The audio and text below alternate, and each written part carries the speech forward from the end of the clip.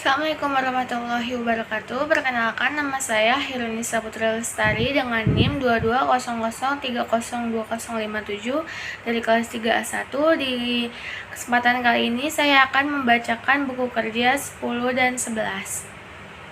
Dimulai dari buku kerja 10 dengan judul mengidentifikasi akses pembiayaan atau modal usaha baru. Di sini unit usaha saya food and beverage dengan produknya burger. Elemen yang pertama ada mengidentifikasi pentingnya pembiayaan atau modal. Kriterianya itu ada 3. Yang pertama, alasan kebutuhan modal usaha baru. Variabelnya itu dapat mencakupi penanaman modal dan siklus pengembangan produk yang panjang. Kinerja yang kedua ada sumber-sumber modal personalnya, dapat mencakupi dana pribadi sendiri atau dan teman dan keluarga. Yang ketiga, potensi peningkatan pendanaan dipersiapkannya dapat mencakupi personal funds atau data pribadi. Elemen yang kedua ada mengidentifikasi sumber-sumber pembiayaan ekuitas. Kinerjanya ada 3. Yang pertama ada business angel, mempunyai karakteristik mereka menginvestasikan uang mereka sendiri ke dalam proyek, biasanya lebih sedikit daripada yang diinvestasikan oleh pemodal ventura. Kinerja kedua ada jenis venture capital, dapat mencakupi berdasarkan kepemilikannya ada private venture capital company, terus public venture capital company, dan bank affiliate venture company.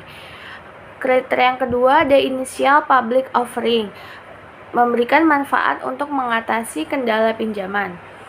Elemen yang ketiga ada mengidentifikasi pembiayaan pinjaman. Kinerja yang pertama itu bank komersial yang mempunyai karakteristik bank tertarik pada perusahaan yang memiliki arus kas yang kuat, leverage rendah, keuangan yang diaudit, manajemen yang baik, serta neraca yang sehat. Kemudian elemen yang kedua ada SBA Guaranteed Loan, memiliki karakteristik pinjaman jaminan SBA dapat digunakan untuk hampir semua tujuan bisnis yang sah.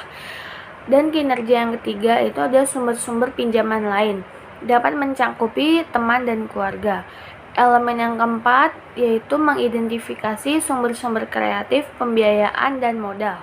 Kinerjanya ada 2. Yang pertama itu ada leasing atau pensewaan, memiliki karakteristik sewa merupakan perjanjian tertulis di mana pemilik properti mengizinkan seorang individu atau bisnis untuk menggunakan properti tersebut selama jangka waktu tertentu dengan imbalan pembayaran.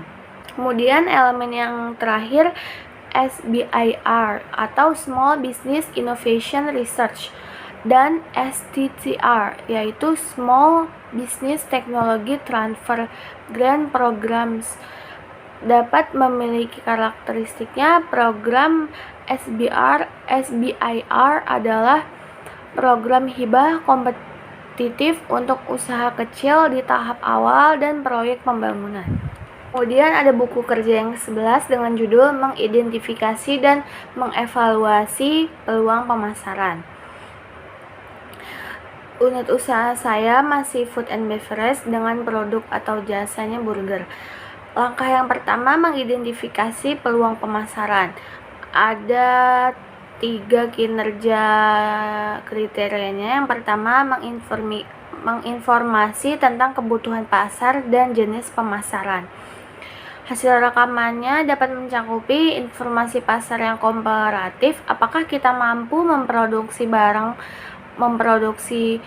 barang dan jasa lebih banyak dengan biaya yang lebih murah daripada negara lainnya.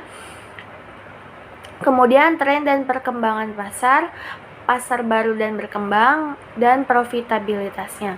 Jenis-jenis pemasarannya dapat mencakupi pemasaran bisnis ke bisnis, pemasaran langsung, pemasaran barang, serta pemasaran jarak jauh. Kriteria yang kedua ada potensi pasar baru dan distribusi pada bisnis, mencakupi e-commerce.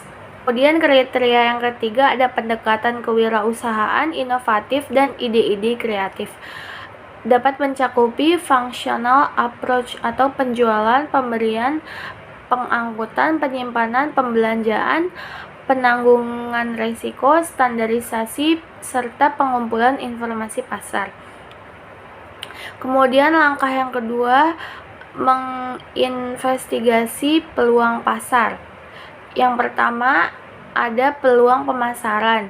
Dapat mencakupi pengembangan produk atau dijual kepada pelanggan dengan mengubah FAB atau Features, Advantage, and Benefit dari produk, mengubah model, atau menambahkan ukuran baru. Kemudian kriteria yang kedua itu ada hasil evaluasi peluang. Dapat mencakupi daya tahan bahan baku produk, keamanan produk, tidak menimbulkan bahaya pada kondisi operasi normal, standarisasi, kemudahan untuk diproduksi dan diproses, serta kemudahan untuk ditangani. Kemudian kriteria yang ketiga ada kelayakan finansial dari setiap peluang pemasaran. Dapat mencakupi peluang.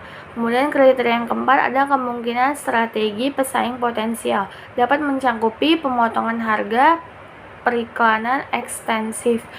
Dan kriteria yang kelima ada ranking peluang pemasaran, dapat mencakupi seasonal topics. Kemudian ada langkah yang ketiga, mengevaluasi perubahan yang diperlukan untuk proses bisnis operasi saat ini.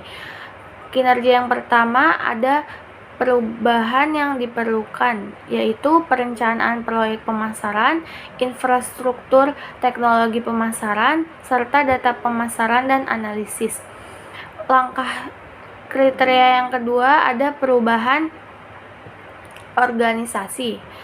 Dapat mencakupi struktur organisasi berorientasi pelanggan, serta struktur organisasi berorientasi pasar atau wilayah. Kemudian kriteria yang ketiga ada memperkirakan kebutuhan sumber daya. Di antaranya ada peralatan, penelitian dan pengembangan, biaya promosi, serta pelatihan staf. Kriteria yang terakhir yaitu komunikasi kelayakan. Antara lain ada staf keuangan dan tenaga pemasaran, serta dokumentasi peluang pemasaran yang baru. Sekian video dari saya. Wassalamualaikum warahmatullahi wabarakatuh.